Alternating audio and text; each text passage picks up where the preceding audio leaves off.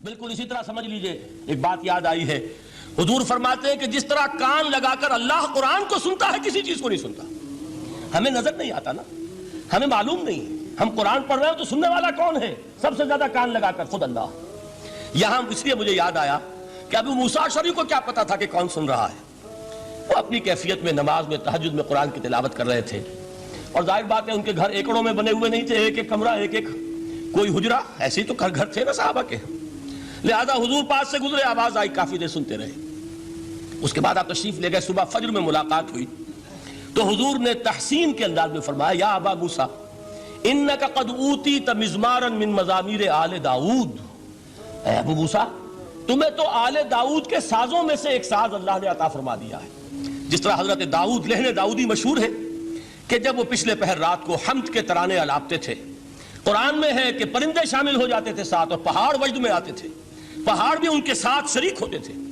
تو جس طرح کا اللہ نے ان کو لہن عطا فرمایا تھا، حضور نے تحسین کے انداز میں فرمایا ہے ابو موسیٰ اشعری، اللہ نے تمہیں بھی آل داؤد کے سازوں میں سے ایک ساز عطا فرمایا۔ بہرحال قرآن مجید کا جو یہ میوزک ہے، قرآن کے الفاظ کا جو حسن ہے، جہاں تک حسن معنوی ہے وہ تو ہر لفظ میں ہے، لیکن یہ حسن ظاہری، حسن صوتی، حسن لفظی، یہ اپنے کلائمیکس پر آپ کو نظر آئے گا سورہ رحمان میں۔ لیکن قرآن میں یہ سورت اس اعتبار سے بھی ممتاز ہے، اس کی 4 آیات پر ذرا توجہ کریں گے، عجیب حقائق سامنے آئیں گے۔ جہاں یہ قرآن مجید کے حسن صوت اور حسن لفظی کی معراج ہے، وہیں اس کی پہلی 4 آیات میں 4 چوٹی کی چیزوں کا ذکر ہے، سب سے اونچی چیزیں۔ پہلی آیت کیا ہے؟ الرحمن، ایک آیت ہو گئی۔ رحمان کیا ہے؟ اللہ کا نام ہے۔ کبھی آپ نے غور کیا اللہ کے ناموں میں سب سے پیارا نام کون سا ہوگا؟ رحمان۔ کیوں؟ اس کا مادہ کیا ہے؟ رحمت۔ ہمیں سب سے بڑھ کر جس چیز کی ضرورت ہے وہ کیا ہے؟ رحمت خداوندی۔ نام اچھی طرح سن لیجئے اس حضور کے قول کو۔ حضور فرماتے کوئی شخص جنت میں مجرد اپنے عمل کی بنیاد پر داخل نہیں ہو سکے گا جب تک کہ رحمت خداوندی دستگیری نہ کرے۔ کسی صحابی نے بڑی ہمت اور جرأت کا ثبوت دیا کہ پوچھ لیا، کیا حضور آپ بھی؟ جب آپ نے فرمایا کوئی شخص داخل نہیں ہو سکتا جنت میں محض اپنے عمل کی بنیاد پر جب تک کہ رحمت خداوندی جو ہے وہ دستگیری نہ فرمائے۔ پوچھا گیا کیا آپ بھی؟ آپ نے فرمایا ہاں میں بھی۔ آپ اندازہ کیجئے کہ اگر محمد الرسول اللہ بھی رحمت خداوندی کے ضرورت مند ہوں تو تاب دیگراں چہ رسد، ہماری تو سب سے بڑی ضرورت رحمت خداوندی ہے۔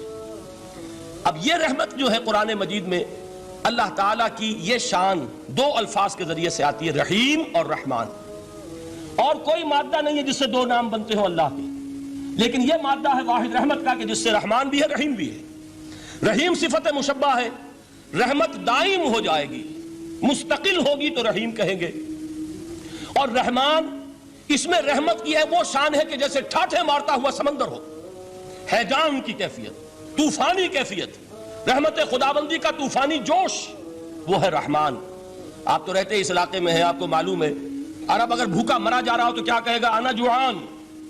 پیاسا مرا جا رہا ہو انا عطشان۔ بہت غضبناک ہوگا غضبان، غضبان آصفہ قرآن میں آیا ہے، بہت غضبناک۔ رحمان جس کی رحمت جو ہے جوش میں ہے، ٹھاٹھے مارتے ہوئے سمندر کے مانند۔ تو یہ اللہ تعالیٰ کے ناموں میں سب سے پیارا نام۔ اب آگے چلیے، الرحمن علم القرآن، رحمان نے قرآن سکھایا۔ رحمت خداوندی کا سب سے بڑا مظہر، رحمان کی رحمانیت کا سب سے بڑا مظہر قرآن ہے۔ ان میں جو منطقی ربط ہے اس کو سمجھتے جائیے۔ اچھا آپ یہ سوچئے، جو علم بھی انسان کو حاصل ہوا وہ کس نے دیا؟ اللہ نے۔ سائنس کا علم کس نے دیا؟ اللہ نے۔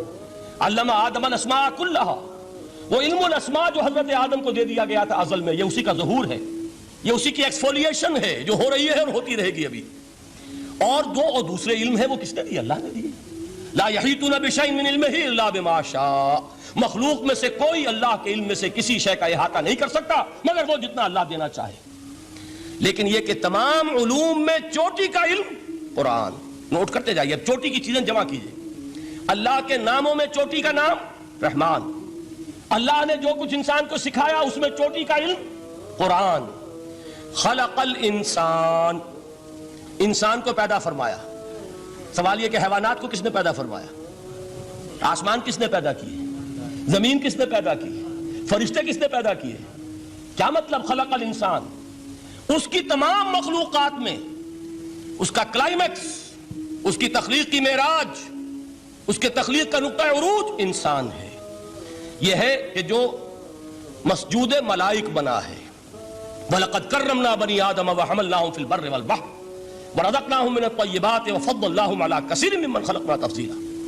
تو تخلیق میں سب سے اونچی تخلیق انسان کی، علموں میں سب سے اونچا علم قرآن کا، اللہ کے ناموں میں سب سے اونچا نام رحمان۔ اب آئیے چوتھی چیز، علمہ البیان، انسان کو بیان کی صلاحیت عطا فرمائی۔ کیا اور کوئی صلاحیت عطا نہیں کی؟ بینائی کس نے دی؟ اللہ نے۔ اسی طریقے سے سماعت کس نے عطا فرمائی؟ اللہ نے۔ کتنی فیکلٹیز ہیں، کتنے ایکسٹرنل آرگنز ہیں سینس کے، کتنے انٹرنل سینسز ہیں جو اللہ نے دیے ہیں۔ لیکن یہاں بھی سمجھ لیجئے جتنی فیکلٹیز ہیں ہیومن فیکلٹیز، ان میں ٹاپ کی فیکلٹی جو ہے وہ اسپیچ ہے، کلام ہے، بیان ہے۔ جن لوگوں نے میڈیکل سائنس کا مطالعہ کیا ہے وہ جانتے ہیں کہ یہ برین ہے، ہیومن برین، اس برین میں جو وہ اوپر ایک زرد سا مادہ ہوتا ہے، گرے میٹر، اس کی ایک کوٹنگ ہوتی ہے، یہ ہائیسٹ ایوالوڈ فارم ہے، اور اس میں سب سے بڑا رقبہ جو ہے وہ اسپیچ سینٹر کہلاتا ہے۔ اسی لیے انسان کو حیوان ناطق کہتے ہیں۔ حیوان کے اور انسان کے مابین امتیاز قائم کیا گیا، نطق، گویائی، بولنا۔ اب یہ کیا چیز ہوئی؟ انسان کی صلاحیتوں میں سے سب سے اونچی صلاحیت۔ 4 آیتیں ہو گئی نا۔ اللہ کے ناموں میں سب سے چوٹی کا نام رحمان، اس نے جو علوم پیدا کیے ان میں چوٹی کا علم قرآن، اس نے جو مخلوقات پیدا فرمائی ان میں چوٹی کی مخلوق انسان، انسان کو جو صلاحیتیں اور استعدادات عطا فرمائی ان میں چوٹی کی استعداد بیان۔ جمع کیجئے نتیجہ کیا نکلے گا؟ وہ نتیجہ ایک حدیث نبوی کی شکل میں سامنے آتا ہے۔ پہلی حدیث میں نے یہی پڑھی تھی، اس کے راوی کون ہے؟ عثمان ابن عفان۔ میں حیران ہوتا ہوں وہ قافیہ یہاں بھی موجود ہے، رحمان، قرآن، بیان، انسان، عثمان، عفان، باپ کا نام بھی اسی وزن پر ہے، عثمان ابن عفان۔ عن عثمان ابن عفان رضی اللہ تعالی عنہ قال قال رسول اللہ صلی اللہ علیہ وسلم، حضرت عثمان شہید مظلوم ذو النورین رضی اللہ تعالی عنہ فرماتے ہیں کہ اللہ کے رسول صلی اللہ علیہ وسلم نے فرمایا، خیرکم من تعلم القرآن وعلمہ، تم میں سے بہترین لوگ وہ ہیں جو قرآن سیکھیں اور سکھائیں۔ قوت بیان جو تمہاری ٹاپ فیکلٹی ہے، اس کا استعمال کسی گھٹیا کام کے لیے نہیں ہونا چاہیے۔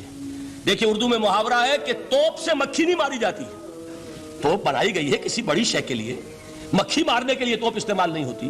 یہ قوت بیان جو ہے، جو ٹاپ موسٹ فیکلٹی ہے ہیومن، جو فیکلٹیز ہیں ان میں سے، اس کا استعمال بھی ٹاپ موسٹ ہونا چاہیے۔ قرآن کو بیان کرو، وہ جیسے کہ علامہ اقبال نے کہا ہے، بلکہ غالباً ان کے قبر پر آس پاس جو اشعار لکھے ہوئے ان میں سے ایک یہ بھی ہے، اگر یک قطرہ خونداری، اگر مشتے پرے داری، بیا بامن تو آموزم طریق شاہ بازی را۔ اگر تمہارے اندر ایک قطرہ بھی خون کا ہے اور مٹھی بھر بھی پر اگر اللہ نے دیے ہیں تو میرے پاس آؤ کہ میں تمہیں شاہبازی کے طریقے سکھاؤں۔ اسی طرح جان لیجئے اگر اللہ نے قوت گویائی عطا فرمائی، اگر اللہ نے تمہیں حیوان ناطق بنایا، اگر اللہ تعالیٰ نے تمہیں یہ صلاحیت عطا فرمائی، اس صلاحیت کا مصرف دنیا کو نہ بناؤ، اس صلاحیت کا مصرف اللہ کے کلام کو پھیلانے پر اس کو صرف کرو۔